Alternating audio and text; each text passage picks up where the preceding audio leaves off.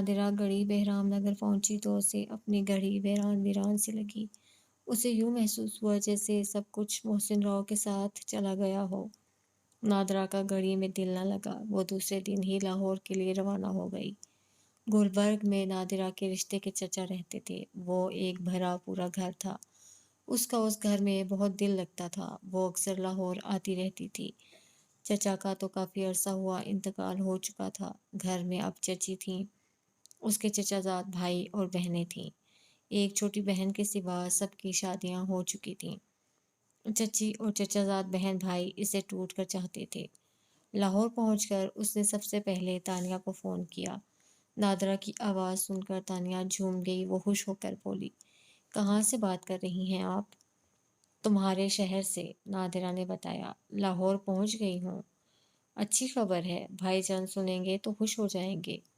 تم اپنی کہو۔ میں اپنی کیا کہوں؟ میرا تو جی چاہتا ہے کہ آپ کو کہیں جانے ہی نہ دوں۔ اچھا، نادرہ نے ہنستے ہوئے کہا، آج کا کیا پروگرام ہے؟ آپ گھر آ جائیں، ہمارے کہیں تو گاڑی بھیج دوں۔ گھر آنا کوئی مسئلہ نہیں، گاڑی ہے میرے پاس، نادرہ نے کہا۔ میں کچھ اور سوچ رہی تھی۔ وہ کیا؟ تانیہ نے پوچھا۔ آج ایک زبردست فلم ریلیز ہوئی ہے، کیوں نہ اس کا پہلا شو دیکھ لیں؟ مجھے فلم دیکھے ایک عرصہ ہو گیا۔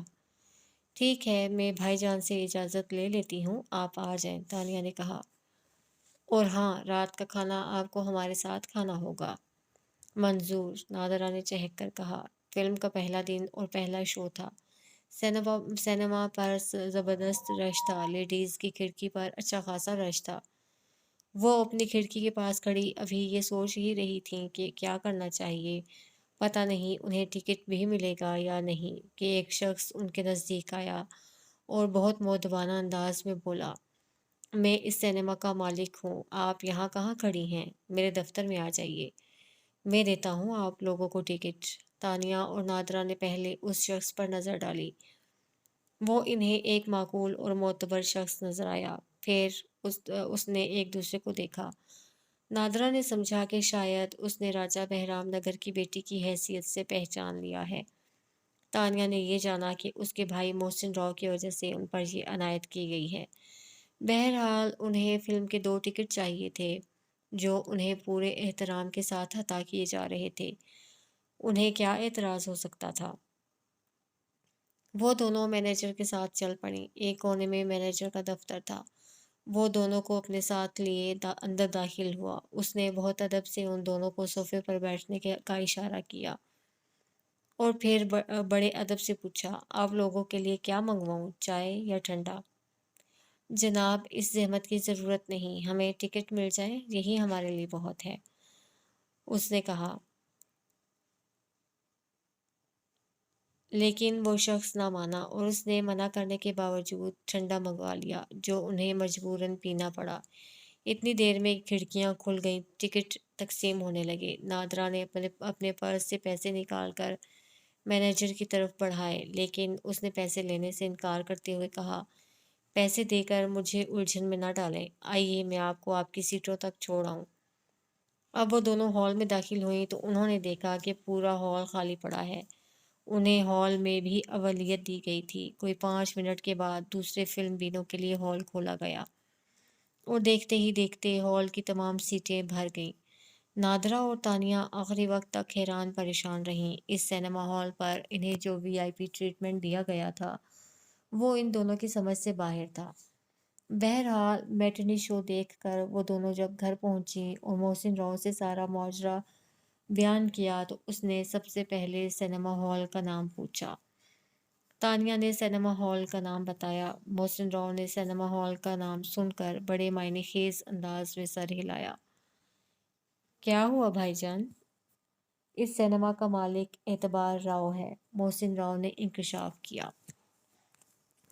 او مائی گاڈ، تبھی تو میں کہوں کہ آخر اس قدر اہم سمجھنے والا شخص یہاں کون ہے؟ کیا وہ تم لوگوں کے سامنے آیا تھا؟ نہیں، تانیہ نے کہا۔ کیا تم اسے پہچانتی ہو سکتا ہے کہ مینیجر کے روپ میں وہ خود ہی ہو؟ نہیں، وہ مینیجر ہی تھا، میں نے انہیں بس بابا کے انتقال پر دیکھا تھا۔ لیکن پھر بھی میں انہیں پہچان لوں گی۔ دونوں بھائیوں کے مقابلے میں ان کا چہرہ بالکل مختلف ہے۔ کیا مطلب؟ نادرا نے پوچھا۔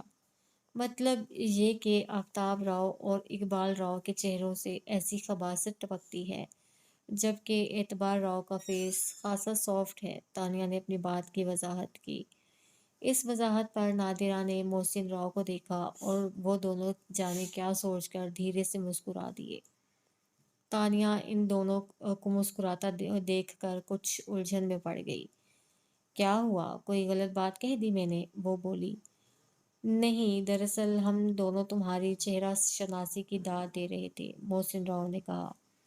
اس میں کوئی شبہ نہیں تھا کہ تانیہ زبردست چہرہ شناس تھی، کیونکہ بہت حساس تھی، اس لیے کسی بھی شخص کو ایک نظر دیکھ کر اس کے بارے میں اچھی یا بری رائے قائم کر لیتی تھی۔ انسان کا چہرہ اس کے باطن کا آئینہ ہوتا ہے، اور یہ آئینہ کبھی جھوٹ نہیں بولتا، بس آئینہ دیکھنا آنا چاہیے۔ تانیہ کی اپنی زندگی آئینے کی طرح شفاف تھی۔ اس نے بڑے دکھ اٹھائے تھے۔ سب سے بڑا دکھ تو یہی تھا کہ وہ باپ کے ہوتے ہوئے باپ کی شفقت سے محروم رہی، چچا کے ظلم سہے، صحرا کے طوفانوں سے کھیلی۔ ایک کے بعد ایک آزمائش آتی گئی، اور ان آزمائشوں سے گزرتے ہوئے اسے اپنے بارے میں سوچنے کا موقع ہی نہ ملا۔ اب زندگی نے اسے تھوڑی سی فرصت دی تھی۔ رات کو بیڈ پر لیٹ کر کروٹیں بدلتے ہوئے اس کے تصور میں راشمون آ جاتا تھا۔ اس کی دی ہوئی حسین کلی وہ کراچی سے اپنے ساتھ لے آئی تھی۔ یہاں اس نے کرسٹل کا بہت خوبصورت اور نازک سا گلدان خریدا تھا۔ اس گلدان میں وہ کلی سجا دی تھی اور اس گلدان کو بیڈ کی سائڈ ٹیبل پر رکھ دیا تھا۔ یہ ایسی جگہ تھی جہاں اٹھتے بیٹھتے اس پر نظر پڑتی رہتی تھی۔ اس گلاب کی کلی کی تازگی اور خوشبو میں کوئی فرق نہیں آیا تھا، حالانکہ صحرا سے آئے اچھا خاصا وقت ہو گیا تھا۔ وہ اس کلی پر اگر نظریں جما دیتی، ایسے ہی اسے دیکھ لیتی، تو راشمون کا چہرہ اس کی نگاہوں میں ابھرنے لگتا۔ وہ کس قدر سچا چہرہ تھا۔ اسے واقعی تانیہ سے محبت ہو گئی تھی، لیکن تانیہ کیا کرتی؟ اس کی محبت کا جواب محبت سے کس طرح دیتی؟ ایک تو اسے وہاں سے نکلنے کی جلدی تھی، دوسرے وہ جانتی تھی کہ راشمون انسان نہیں ہے، وہ اس کی دنیا میں رہ سکتی ہے اور نہ وہ اس کی دنیا کا ہو سکتا ہے۔ پھر پیار بڑھانے کا فائدہ؟ اب اس کی نگاہیں اس دنیا کے راشمون کو ڈھونڈنے لگی تھی۔ تب ایک عجیب واقعہ پیش آیا۔ تانیہ کی زندگی میں پہلے ہی انوکھے واقعات کیا کم تھے کہ ایک اور واقعہ رونما ہو گیا۔ وہ سوچ بھی نہ سکتی تھی کہ کبھی ایسا بھی ہو جائے گا۔ بہرحال لکھے کو کون مٹا سکتا ہے۔ تانیہ کو وقت گزارے کے لیے بہت اچھا مشغلہ ہاتھ آ گیا تھا۔ وہ اپنی آرٹ گیلری میں بیٹھی پینٹنگ میں مصروف رہتی۔ کوئی بھی تخلیقی کام سکون ذات کا بہترین ذریعہ ہوتا ہے۔ تانیہ کو مصوری کر کے بڑا سکون ملتا۔ ایک دن وہ اسی طرح مصوری میں گم تھی کہ چپراسی نے آ کر اطلاع دی، تانیہ بی بی، آپ سے کوئی ملنے آیا ہے۔ کون ہے؟ نام نہیں بتایا؟ تانیہ نے برش چلاتے ہوئے پوچھا۔ نہیں جی، نام انہوں نے نہیں بتایا، بس اتنا کہا تانیہ بی بی سے ملنا ہے۔ اچھا بلاؤ۔ تانیہ نے برش رکھ کر اپنے ہاتھ کپڑے سے صاف کیے اور کرسی پر جا بیٹھی۔ میں اندر آ سکتا ہوں؟ اس شخص نے دروازے پر کھڑے ہو کر اجازت مانگی۔ جب تانیہ نے نظریں اٹھا کر آنے والے کو دیکھا تو اس کی ایک عجیب کیفیت ہو گئی۔ اس نے اسے فوراً پہچان تو لیا، لیکن وہ پہچان کر بھی اجنبی بن گئی۔ اس نے اپنی نظر سامنے لگے ایزل پر لگی پینٹنگ پر مرکوز کر دی اور سپاٹ لہجے میں بولی، جی آئیے۔ وہ شخص 3 پیس سوٹ پہنے تھا، رنگ سانولا لیکن بے حد پرکشش۔ وہ بہت پر اطمینان چال چلتا ہوا اس کی میز کے نزدیک آیا اور کرسی اٹھا کر اس نے میز سے ذرا دور کی، پھر آرام سے اس پر براجمان ہو گیا۔ معاف کیجیے گا، میں نے آپ کو ڈسٹرب تو نہیں کیا؟ اس نے بڑے مؤدبانہ انداز میں پوچھا۔ آپ یہاں کیوں آئے ہیں؟ لہجے میں ہلکی سی ناپسندیدگی تھی۔ آپ سے ملنے، اس نے بڑے اشتیاق سے کہا۔ کبھی آپ بھائی جان سے ملتے ہیں، کبھی انکل عامر سے ملتے ہیں، آخر یہ سب کیا ڈرامہ ہے؟ آخر آپ چاہتے کیا ہیں؟ तानिया के लहजे में बावजूद एहतियात के तलखी आ गई। अगर आपको मेरा आना नागवार गुजरा है तो मैं वापस चला जाता हूँ। मेरे आने का मतलब आपको तकलीफ देना हरगिज़ नहीं है। मैं चलता हूँ, खुदा हाफिज़। ये कहकर वो खड़ा हो गया और उसकी तरफ देखे बगैर दरवाजे की तरफ बढ़ने लगा। तानिया को तवक्को नहीं थी कि वो उसकी बात का इस कदर असर लेगा कि फ़ौरन उठकर चला जाएगा। उसने उसे आवाज़ देना चाहिए लेकिन आवाज़ हलक में फंस कर रह गई। इतनी देर में वो दरवाजे से निकल गया। तानिया तेज़ी से उठकर दरवाजे पर आई तो वो बरामदे की सीढ़ियाँ उतर रहा था। गेट के बाहर उसकी गाड़ी खड़ी थी।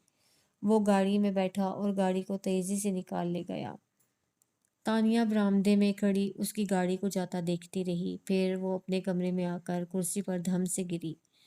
ये उसने क्या किया? वो उससे मिलने आया था तो उसे चाहिए था कि वो उसकी बात सुन लेती। उसे इस तरह बदसलूकी से पेश नहीं आना चाहिए था।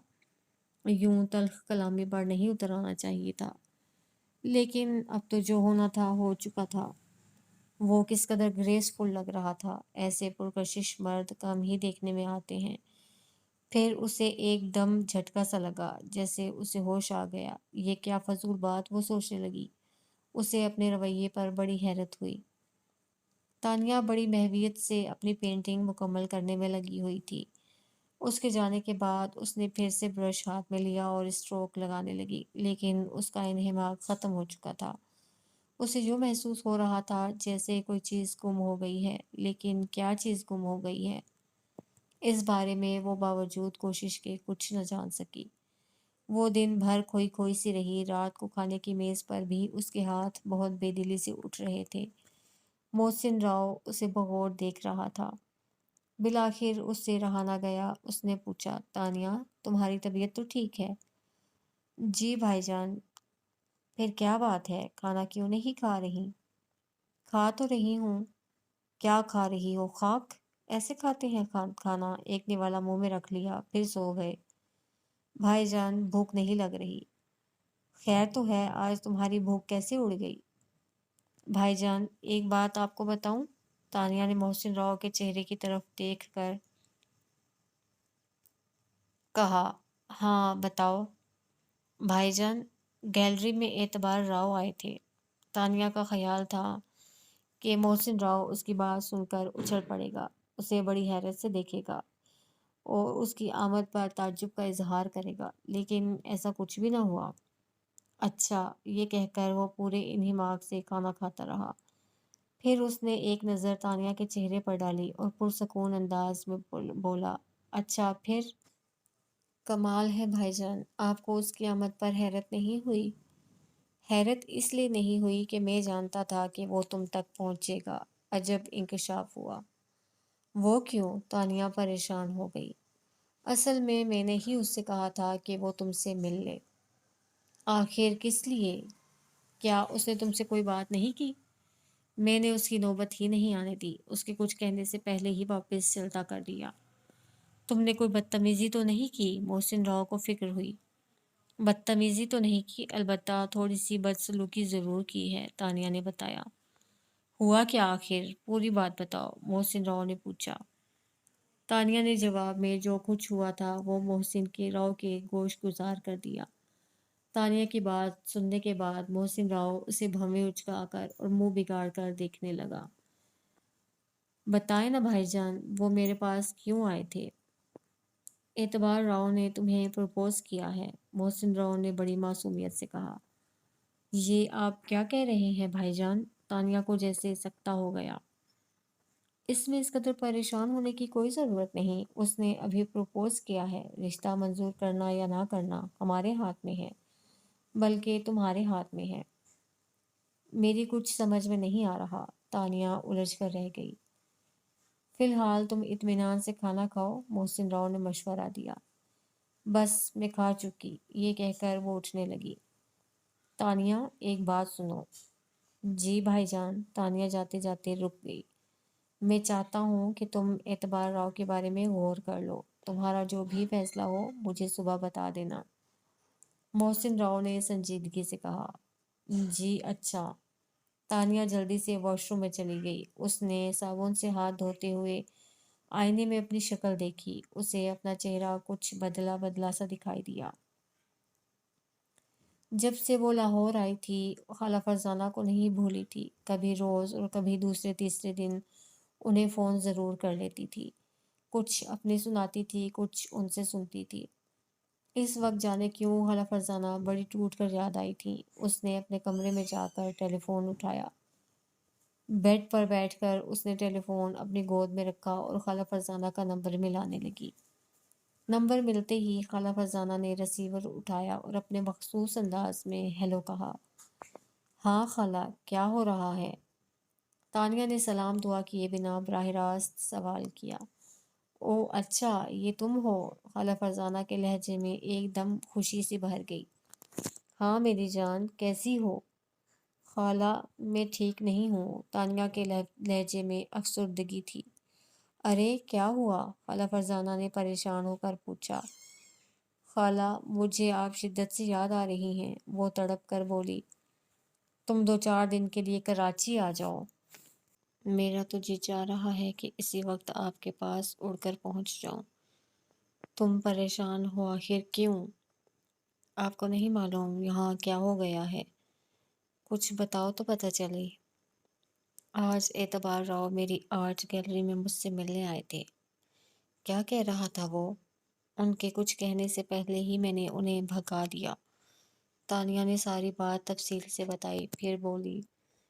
ابھی تھوڑی دیر پہلے جب میں نے بھائی جان کو ان کی آمد کی اطلاع دی تو انہوں نے جواب میں کہا کہ اعتبار راؤ کو انہوں نے خود میرے پاس بھیجا تھا۔ دراصل خالہ، انہوں نے مجھے پروپوز کیا ہے۔ اب آپ بتائیں خالہ، میں کیا کروں؟ یہ سب کیا ہو رہا ہے؟ تو اس میں پریشانی کی کون سی بات ہے؟ جہاں بیری ہوتی ہے وہاں پتھر آتے ہی ہیں۔ خالہ، میں بیری نہیں ہوں، تانیہ نے احتجاج کیا۔ ہاں تم بیری نہیں ہو، لڑکی ہو، اسی لیے پتھر نہیں رشتہ آیا ہے، خالہ نے ہنس کر کہا۔ بھائی جان نے صبح تک فیصلہ مانگا ہے، وہ اپنی الجھن میں گرفتار تھی۔ تو پھر دے دو فیصلہ۔ خالہ، مجھے تو رونا آ رہا ہے۔ تو رو لو، رونے میں تو کوئی حرج نہیں۔ ویسے جب پہلا رشتہ آتا ہے تو لڑکیوں کی یہی کیفیت ہوتی ہے۔ اللہ، خالہ بس آپ۔ سنا ہے اعتبار راؤ زبردست شخصیت کا مالک ہے، خالہ فرزانہ نے اس کی بات کاٹ کر کہا۔ تمہیں کیسا لگا؟ اس میں کوئی شبہ نہیں کہ ان میں بلا کی کشش ہے، پھر وہ بڑے سوبر سے ہیں۔ تانیہ نے اپنی رائے پیش کی، پھر بولی۔ لیکن خالہ، آپ کو ان کے بارے میں کس نے بتایا؟ مجھے عامر نے بتایا۔ دراصل وہ پہلے رشتے کے سلسلے میں عامر سے ملا تھا، پھر عامر نے محسن راؤ سے بات کی، دونوں سر جوڑ کر بیٹھے۔ انہوں نے یہ فیصلہ کیا کہ اگر کوئی شخص ان کی طرف محبت سے ہاتھ بڑھا رہا ہے تو اس کا ہاتھ جھٹکنا نہیں چاہیے۔ خالہ، یہ کہیں سب کچھ فراڈ نہ ہو؟ کیا تم محسن راؤ اور اپنے انکل عامر کو بیوقوف سمجھتی ہو؟ بیوقوف تو نہیں سمجھتی، البتہ دونوں کو سیدھا ضرور سمجھتی ہوں۔ محسن کے بارے میں کچھ نہیں کہہ سکتی، البتہ عامر کے بارے میں یقین سے کہہ سکتی ہوں کہ وہ سیدھے ہرگز نہیں ہیں۔ خالہ، میں کیا کروں؟ لڑکے سے ملاقات کر لو، اچھا لگے تو ہاں کر دو۔ وہ لڑکے نہیں ہیں۔ چلو مرد کہہ لو، تمہارے مقابلے میں اس کی عمر ضرور زیادہ ہے، لیکن مرد کی عمر کیا دیکھنا، خالہ فرزانہ نے ہنس کر کہا۔ اس کا مطلب ہے آپ کو یہ رشتہ پسند ہے؟ عامر کو پسند ہے، محسن راؤ کو پسند ہے، تو پھر مجھے کیوں نہ ہوگا، چاہے مجھے پسند ہو یا نہ ہو۔ اگر تم انکار کرو گی تو پھر تمہیں کوئی مجبور نہیں کرے گا، خالہ فرزانہ نے فوراً کہا۔ لیکن میں تمہیں ایک مشورہ ضرور دوں گی کہ اعتبار راؤ سے ملاقات کی بنا انکار مت کرنا۔ اچھا خالہ، ٹھیک ہے، تانیہ نے ان کی بات سے اتفاق کرتے ہوئے کہا۔ پھر 2-4 ادھر ادھر کی باتیں کر کے اس نے رسیور رکھ دیا۔ وہ رات تانیہ نے تقریباً آنکھوں میں کاٹی، اسے نیند نہ آئی، وہ ساری رات سوچتی رہی اور سوچ سوچ کر پریشان ہوتی رہی۔ وہ کبھی کروٹیں بدلتی، کبھی اٹھ کر بیٹھ جاتی اور کبھی اٹھ کر ٹہلنے لگتی۔ बार बार उसकी नज़र गुलाब की कली पर ठहर जाती थी। गुलाब की कली पर नज़र पड़ती तो दिल में खलिश की एक लहर सी दौड़ जाती। वो गुलाब की कली उसे कुछ मुरझाई मुरझाई सी दिखाई देती। सुबह नाश्ते की मेज पर मोहसिन राव तानिया का इंतजार ही करता रहा। आज तक ऐसा नहीं हुआ था कि दोनों भाई बहनों ने एक साथ नाश्ता ना किया हो।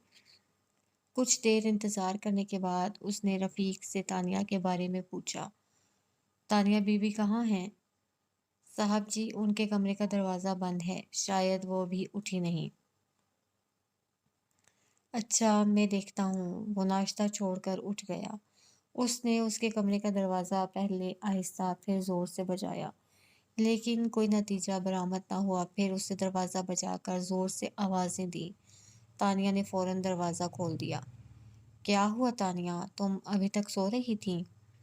मोहसिन राव ने कमरे में दाखिल होते हुए कहा। तानिया के बाल बिखरे हुए थे और आंखें सुर्ख और नींद से बोझल थीं। कमरे की लाइट भी रोशन थी। जी भाईजान, तुम्हारे कमरे की बत्ती भी जल रही है। क्या तुम रात भर जागती रही हो? जी भाईजान, उसने आहिस्ता से कहा। फिर वो बेड पर बैठी और दोनों हाथ मुंह पर रख कर रो पड़ी। अरे तानिया, ये क्या? तुम रो रही हो? रोने की हरगिज जरूरत नहीं। मुंह हाथ धोकर बाहर आ जाओ। नाश्ता ठंडा हो रहा है। उसने तानिया का सर थपथपाया और कमरे से बाहर निकल आया। कुछ देर के बाद तानिया नाश्ते की मेज पर आई तो वो अपने आप को खासा संभाल चुकी थी। वो खामोशी से नाश्ता करने लगी। मोहसिन राव ने उसके चेहरे को गौर से देखा, फिर बोला, हाँ तानिया, क्या मैं एतबार राव को इनकार कर दूं? तानिया ने कोई जवाब ना दिया, सिर्फ अपना सर झुका लिया। तानिया, मैं तुम्हारा जवाब सुनना चाहता हूँ। मैं ये इख्तियार आपको देती हूँ। आप खुद फैसला कर लें। मुझे आपका हर फैसला मंजूर होगा। तानिया ने सादतमंदी से कहा। मजबूरन? नहीं, खुशी से। क्या आज रात में उसे खाने पर बुला लूं? शौक से बुलाइए, तानिया ने नजरें झुकाए झुकाए कहा। अगर इजाजत हो तो नादरा को भी बुला लूं? मोहसिन राव ने इजाजत चाही। इजाजत है, तानिया ने एकदम अपनी नजरें उठाकर कहा। जी बहुत शुक्रिया, मोहसिन राव ने अपनी गर्दन झुकाकर कहा। भाईजान, आज मैं साइमा की तरफ जाऊंगी और दोपहर का खाना वहीं खाऊंगी। हाँ ठीक है, चली जाना, लेकिन सिक्योरिटी गार्ड को अपने साथ ज़रूर ले जाना। सिक्योरिटी गार्ड के साथ जाना बड़ा अजीब सा लगता है। लोग बड़ी हैरत से देखते हैं। बड़ी उलझन होती है। इन गार्डों से जान नहीं छूट सकती। मजबूरी है, मोहसिन राव ने कहा। आदमी को अपनी हिफाजत से गफलत नहीं बरतना चाहिए। मोहसिन राव के जाने के बाद तानिया ने साइमा को फ़ोन करके अपने आने की इत्तला दी। फिर वो तैयार होकर रावी रोड की तरफ चल दी। वो गाड़ी खुद ड्राइव कर रही थी। गाड़ी के पीछे मोटरसाइकिल पर गार्ड बाइक चला रहा था। जब उसकी गाड़ी रावी रोड के पुल पर पहुंची तो उसने फुटपाथ पर एक तमाशा दिखाने वाली को हुए देखा। उसके साथ एक बंदर और रीछ था। तानिया ने फौरन अपनी गाड़ी आहिस्ता कर ली। फिर उसने मुड़कर उस औरत की तरफ देखा। वो एक पक्की उम्र की खूबसूरत औरत थी। उसकी उम्र 35 से ऊपर रही होगी, लेकिन वो अपनी सेहत के एतबार से 30 की दिखाई दे रही थी। वो कमीज और घाघरा पहने हुए थी। उस औरत को देखकर तानिया के दिमाग में एक ख्याल बिजली की तरह कूदा। उसने फौरन ही अपनी गाड़ी रोक ली और गाड़ी से उतरकर उसके करीब आने का इंतजार करने लगी। जब रीछ वाली औरत ने एक गाड़ी वाली औरत को अपने इंतजार में देखा तो उसने जल्दी जल्दी कदम उठाए और नज़दीक जाकर बोली, जी मेम साहब, ये बताओ तुम तमाशा दिखाने का क्या लेती हो? तानिया ने मुस्कुराकर पूछा। यहाँ पुल पर देखोगी तमाशा? वो हैरान होकर बोली। नहीं, अपने घर पर। तुम ये बताओ कि पूरे दिन में क्या कमा लेती हो? कभी 100, कभी 50, उस औरत ने बताया। तानिया ने अपने पर्स से 100 रुपये निकाल कर उसके हाथ पर रखे और बोली, फिलहाल ये 100 रुपये रख लो। कल सुबह मेरे घर आ जाना। मैं तुम्हें 500 रुपये और दूंगी, लेकिन तुम्हें मेरे घर पर 2-4 घंटे गुजारने होंगे। میم صاحب تم نے میرا کیا کرنا ہے؟ میں تمہاری تصویر بناؤں گی، اپنے ساتھ ریچھ اور بندر کو لانا نہ بھولنا۔ نہیں جی، ان کو میں کہاں چھوڑ سکتی ہوں بھلا، یہ میرے ساتھ ہوں گے، پر جی آؤں گی کہاں؟ ماڈل ٹاؤن آنا ہوگا۔ تانیہ نے ایک کاغذ پر اسے اپنے گھر کا پتہ لکھ کر تھمایا۔ اس کاغذ پر میرے گھر کا پتہ لکھا ہے، کسی سے پوچھ کر آ جانا، میں صبح 10 بجے تمہارا انتظار کروں گی۔ ٹھیک ہے میم صاحب، میں آ جاؤں گی۔ یہ کہہ کر اس نے وہ کاغذ اور 100 روپے کا نوٹ بہت احتیاط سے اپنی قمیض میں رکھ لیا۔ تانیہ کو بات کرتے دیکھ کر پل سے گزرنے والے لوگ وہاں رکنے لگے تھے۔ تانیہ اس سے بات کر کے جلدی سے گاڑی میں بیٹھی اور گاڑی تیزی سے نکال لی گئی۔ دوسرے دن وہ وقت مقررہ پر ماڈل ٹاؤن تانیہ کی کوٹھی کے گیٹ پر پہنچ گئی۔ رفیق نے دروازہ کھولا اور اپنے سامنے ریچھ والی کو پا کر اسے ڈانٹتے ہوئے بولا، اور چل آگے بڑھ، یہاں کوئی نہیں دیکھ رہا تمہارا تماشا۔ او بیل کے سے منہ والے، اندر جا کر میم صاحب کو بول کہ تماشے والی آئی ہے۔ میم صاحب؟ کون میم صاحب؟ ادھر کوئی میم صاحب نہیں رہتی۔ تانیہ کو اس ریچھ والی کا انتظار تھا۔ وہ بیل کی آواز سن کر رفیق کے ساتھ خود بھی باہر نکل آئی۔ رفیق کو اس نے گیٹ پر کسی سے الجھتے ہوئے دیکھا تو وہ تیزی سے گیٹ کی طرف آ گئی۔ سامنے اسے ریچھ والی نظر آئی۔ ریچھ والی نے بھی اسے آتے ہوئے دیکھ لیا۔ وہ رفیق کو غصے سے دیکھتے ہوئے بولی، جھوٹ بولتا ہے، وہ کیا آ رہی ہے میم صاحب؟ رفیق نے پیچھے پلٹ کر دیکھا۔ تانیہ نے اشارے سے کہا، اسے اندر آنے دو۔ G B be. رفیق کو بڑی حیرت ہوئی، بہرحال اس نے گیٹ کھول دیا۔ وہ اپنے ریچھ اور بندر کے ساتھ اندر آ گئی اور بولی، میم صاحب مجھے دیر تو نہیں ہوئی؟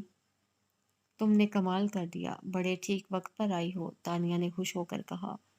تانیہ نے پہلے اپنے کیمرے سے اس کی مختلف انداز میں تصویریں اتاری، پھر اس نے اسے ایک درخت کے نیچے اسٹول پر بٹھا دیا اور ایزل پر لگے کاغذ پر اس کو اسکیچ کرنے لگی۔ محسن راؤ کا معمول تھا کہ وہ دوپہر کا کھانا گھر پر کھاتا تھا۔ کھانا کھا کر وہ آرام کرتا تھا اور پھر شام کی چائے پی کر ریستوران کا رخ کرتا تھا۔ آج بھی وہ ٹھیک 1 بجے گھر پہنچ گیا۔ گاڑی کا ہارن سن کر رفیق نے کوٹھی کا گیٹ کھولا۔ محسن راؤ گاڑی اندر لے آیا۔ گاڑی کی پچھلی نشست پر اس کا گارڈ بیٹھا تھا، جبکہ دوسرا گارڈ کوٹھی کے اندر الرٹ کھڑا تھا۔ محسن راؤ نے گاڑی سے اتر کر تانیہ کی طرف بڑی دلچسپی سے دیکھا، جو بڑے انہماک سے تصویر بنا رہی تھی۔ ریچھ والی پر ابھی اس کی نظر نہیں پڑی تھی، لیکن ریچھ والی نے اسے گاڑی سے اترتے ہی دیکھ لیا تھا۔ اسے دیکھتے ہی اچانک اس میں بجلی سی دوڑ گئی۔ وہ بڑی برق رفتاری سے اٹھی۔ اس نے پلک جھپکتے اپنی قمیض سے چاقو نکالا اور قریب آتے ہوئے محسن راؤ کا بڑی مہارت سے نشانہ لیا۔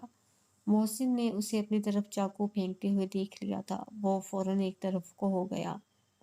اس طرح وہ چاقو جسے دل میں پیوست ہو جانا چاہیے تھا، دل میں پیوست نہ ہو سکا، البتہ اس کے بازو میں ضرور گھس گیا۔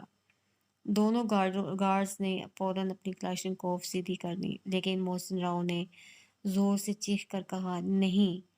محسن راؤ نے اس ریچھ والی کو پہچان لیا تھا۔ وہ راکھی تھی، راج مداری کی بیٹی۔ چند لمحوں میں جانے کیا سے کیا ہو گیا تھا۔ اگر وہ اپنے گارڈز کو منع نہ کرتا تو اب تک راکھی کی لاش زمین پر پڑی تڑپ رہی ہوتی۔ چاقو کا وار کرنے کے بعد راکھی نے ایک لمحہ بھی ضائع نہیں کیا۔ وہ اپنے ریچھ اور بندر کے ساتھ تیزی سے بھاگتی ہوئی گیٹ سے نکل گئی۔ رفیق ابھی گیٹ پر موجود تھا۔ وہ گیٹ بند کر رہا تھا۔ اس نے راکھی کو محسن راؤ پر چاقو پھینکتے ہوئے دیکھ لیا تھا۔ اس نے چاہا کہ گیٹ بند کر کے بھاگتی ہوئی راکھی کو روک دے۔ ادھر سے گارڈ بھی اسے اپنی گرفت میں لینے کے لیے آگے بڑھے۔ تب محسن راؤ نے پھر انہیں تنبیہ کی، اسے جانے دو۔ رفیق اور گارڈ ہاتھ ملتے رہ گئے۔ تانیہ ششدر کھڑی تھی۔ اس کی آنکھوں کے سامنے اندھیرا چھایا ہوا تھا، دل دھاڑ دھاڑ کر رہا تھا اور ٹانگیں لرز رہی تھیں۔ اسے کیا معلوم تھا کہ وہ خود ہی اپنے بھائی کے قتل کا سامان کر رہی ہے، خود ہی قاتل کو گھر بلا رہی ہے۔ کیا عجب تماشا تھا! وہ چاقو اس کی بازو میں پیوست تھا لیکن آر پار نہیں ہوا تھا اور ہڈی بھی مضروب نہیں ہوئی تھی۔ کوٹ پہنے ہوئے تھا اس لیے بچت ہو گئی تھی۔ محسن راؤ نے اس چاقو کو ہتھے سے پکڑ کر کھینچ لیا اور خون آلود چاقو رفیع کی طرف بڑھا کر بولا، اسے دھو کر اپنے پاس رکھو۔ پھر اس نے گارڈ کی مدد سے کوٹ اتارا، زخم پر رومال باندھا اور گاڑی کی طرف بڑھتا ہوا بولا، چلو اسپتال چلو۔ تانیہ پچھلی سیٹ پر فوراً اس کے برابر بیٹھ گئی۔ وہ پھٹی پھٹی آنکھوں سے اپنے بھائی کو دیکھے جا رہی تھی۔ تانیہ، مجھے کچھ نہیں ہوا، معمولی زخم ہے، ٹھیک ہو جائے گا، تم بالکل فکر مت کرو، اس نے حوصلہ دیا۔ تانیہ نے کچھ کہے بغیر اس کے کندھے پر سر رکھ دیا۔ اس کی آنکھوں سے ٹپ ٹپ آنسو گرنے لگے۔ اسپتال میں ضابطے کی کارروائی کے بعد فوری طور پر طبی امداد فراہم کی گئی۔ زخم گہرا تھا لیکن مہلک نہیں تھا۔ اوپر والے نے اسے بچا دیا تھا۔ راکھی نے اسے مارنے میں کوئی کسر نہیں چھوڑی تھی۔ اس نے براہ راست دل پر وار کیا تھا۔ اگر یہ وار کارگر ہو جاتا تو محسن راؤ کی موت یقینی تھی۔ جس چاقو سے اس پر وار کیا گیا تھا اس چاقو کو محسن راؤ اچھی طرح پہچانتا تھا۔ وہ راج مداری کا چاقو تھا۔ یہ چاقو ہمیشہ اس کے پاس رہتا تھا۔ راج مداری دھوکے میں مارا گیا تھا۔ وہ محسن راؤ پر پکا جادو کر کے اسے ہمیشہ کے لیے اپنی قید میں لے لینا چاہتا تھا اور اسے اپنے مقصد میں خاصی کامیابی حاصل کر لی تھی۔ لیکن وہ اماوس کی رات، سیاہ تاریک شب، خود اس کی زندگی کو موت کی آغوش میں قید کر آئی تھی۔ جوگی رام پال نے راج مداری پر ایسا مہلک وار کیا تھا کہ اس سے بچنے کا کوئی راستہ نہ رہا۔ راج مداری خود کو بڑا زبردست جادوگر سمجھتا تھا اور یہ زوم ہی اسے لے ڈوبا تھا۔ وہ محسن راؤ کو قید کرتے ہوئے خود موت کی گرفت میں آ گیا تھا۔ اگرچہ آخری لمحوں میں اس پر سارے راز فاش ہو گئے تھے، وہ جان گیا تھا کہ کس نے کیا کیا ہے، لیکن اس وقت کچھ نہیں ہو سکتا تھا۔ وہ تڑپ تڑپ کر مر گیا تھا۔ دوسرے دن جب جنگل سے اس کا باپ گھر نہ پہنچا تو راکھی فکر مند ہو گئی۔ ایک دن اس نے اس کے آنے کا اور انتظار کیا۔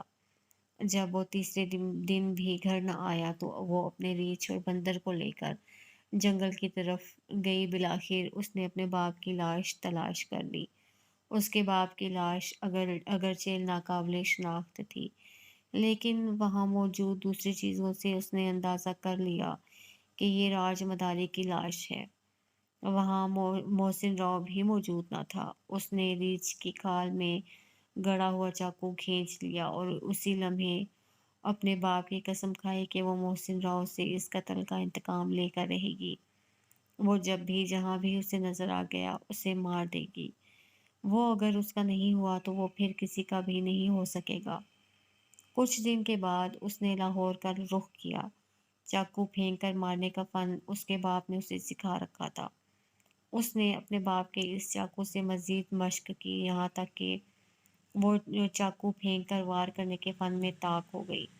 قبیلے کے کئی نوجوان اس پر فریفتہ تھے اور اس سے شادی کرنے کے خواہاں تھے، لیکن اس نے اپنے قبیلے والوں سے صاف صاف کہہ دیا تھا کہ جب تک وہ اپنے دشمن سے انتقام نہیں لے لے گی کبھی کسی خوشی کا منہ نہیں دیکھے گی، چاہے اپنے دشمن کو تلاش کرنے میں عمر ہی کیوں نہ بیت جائے۔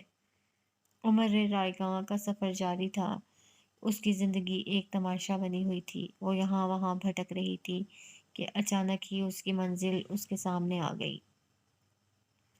محسن راؤ کو اچانک اپنے سامنے پا کر اس کے جسم میں بجلی سی بھر گئی۔ اس نے آنن فانن وہ کر دیا جس کی اس نے اپنے باپ کی لاش پر قسم کھائی تھی۔ وار کر کے وہ ایک لمحہ بھی وہاں نہیں رکی تھی۔ اس نے یہ بھی نہیں دیکھا تھا کہ اس کا وار کارگر ہوا ہے یا نہیں، وہ زندہ ہے یا مر گیا۔ اسے اپنے وار پر یقین تھا۔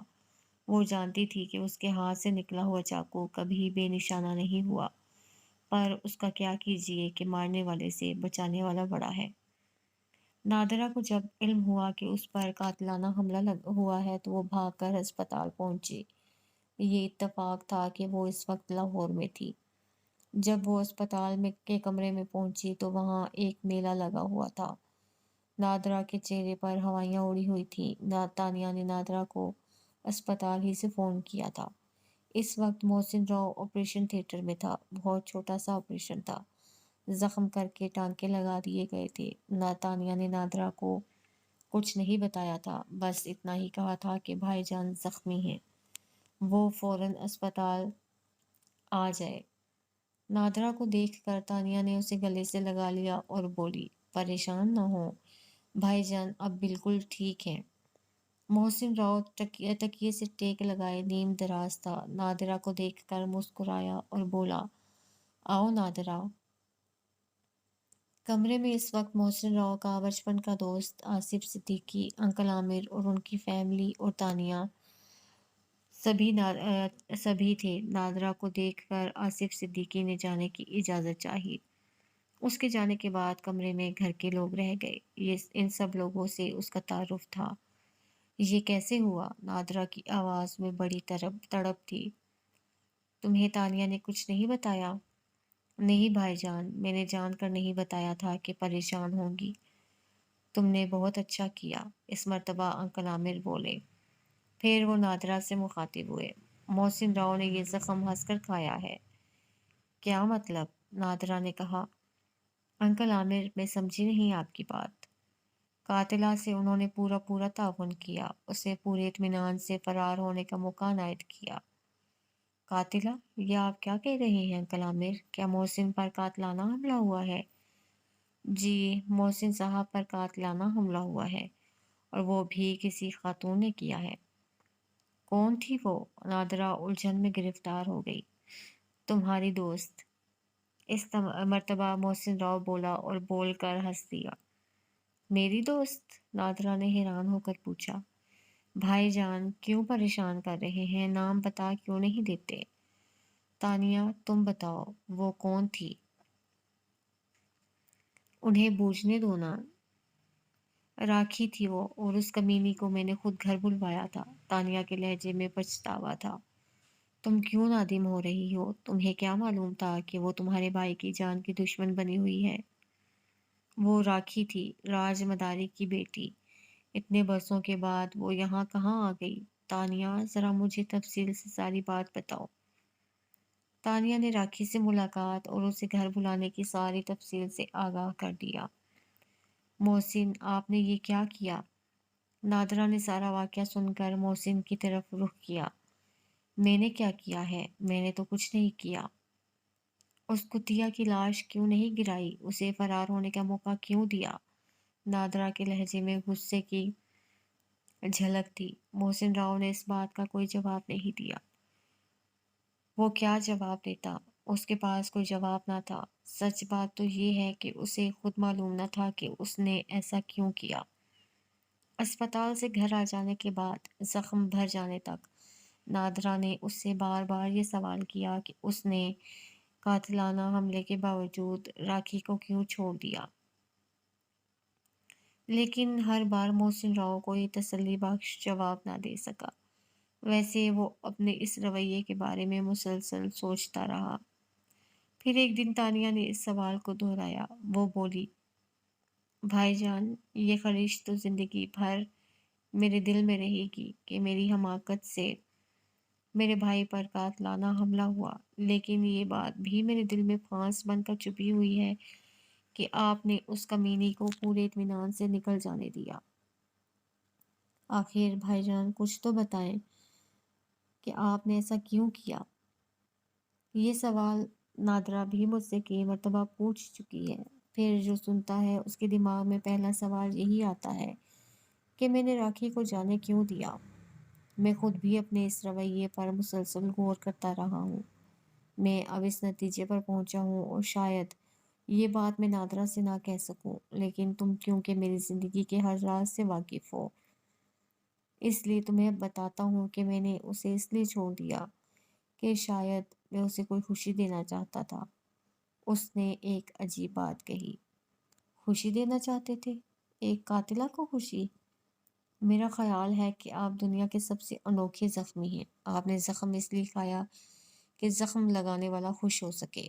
वाह भाईजान वाह! जवाब नहीं आपका। देखो तानिया, राखी का बाप मेरा मोहसिन था। उसने मुझे कत्ल होने से बचाया था। لیکن پھر وہ میرے ہی ہاتھوں مارا گیا۔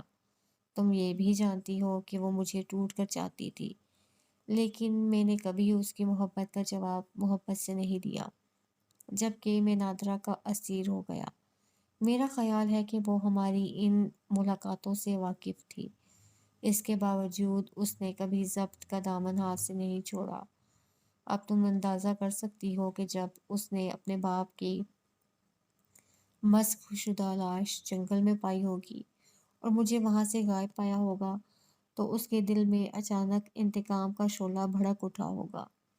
بات اصل میں یہ ہے تانیہ کہ میں راکھی کے بارے میں ہمیشہ ایک مجرمانہ احساس میں مبتلا رہا ہوں۔ راکھی کے قاتلانہ حملے نے اس مجرمانہ احساس کو مٹا دیا ہے۔ اب میں ظالم نہیں، مظلوم بن گیا ہوں۔ میرا خیال ہے کہ اب تم میری بات اچھی طرح سمجھ گئی ہوگی۔ محسن راؤ نے اپنی بات اسے وضاحت سے سمجھائی۔ پتہ نہیں تانیہ اس کی بات سمجھی یا نہیں، بس وہ اتنا کہہ کر چپ ہو گئی۔ اللہ آپ پر رحم کرے بھائی۔ اللہ نے اس پر واقعی رحم کر دیا تھا۔ راکھی کی جان لیوا پار سے وہ صاف طور پر بچ نکلا تھا۔ اس دن شام تک اسے اسپتال سے فارغ کر دیا گیا۔ جب وہ اسپتال سے گھر جا رہا تھا تو اسپتال کے احاطے میں اسے اعتبار راؤ مل گیا۔ اگرچہ آصف صدیقی نے محسن راؤ پر قاتلانہ حملے کی اطلاع سینما کے مینیجر کو دے دی تھی، لیکن اعتبار راؤ اس وقت گھر پر تھا نہ سینما پر۔ وہ کسی کام سے نکلا ہوا تھا۔ جب وہ اپنے کام سے فارغ ہو کر سینما پہنچا تو مینیجر نے فوراً اسے آصف صدیقی کا پیغام دیا۔ وہ پیغام سنتے ہی الٹے قدموں سینما سے نکلا اور گاڑی لے کر اسپتال پہنچ گیا۔ وہ بے حد فکر مند تھا۔ اس کے مینیجر نے اسے صرف اتنا ہی بتایا تھا کہ محسن صاحب پر قاتلانہ حملہ ہوا ہے اور وہ فلاں اسپتال میں ہیں۔ وہ اس حملے کو راؤ احمد علی کی جانب سے گھناؤنی کارروائی سمجھ رہا تھا، اسی لیے وہ فکر مند ہونے کے ساتھ شرمندہ شرمندہ سا بھی تھا۔ محسن، کیا ہوا؟ خیر تو ہے؟ کس نے حملہ کیا ہے تم پر؟ ہاں سب خیر ہے، بازو میں معمولی سے زخم آیا ہے، مرہم پٹی کر دی گئی ہے اور مجھے اسپتال چھوڑ دینے کا حکم ہوا ہے۔ اعتبار تم ہمارے ساتھ گھر چلو، وہاں بیٹھ کر باتیں ہوں گی۔ محسن راؤ نے خوش مزاجی سے کہا۔ تانیہ اور نادرہ ساتھ تھیں۔ انکل عامر اپنے گھر جا چکے تھے۔ وہ دونوں محسن راؤ کے ساتھ بیٹھ گئیں، جبکہ اعتبار راؤ اپنی گاڑی میں ان کے پیچھے پیچھے ہو لیا۔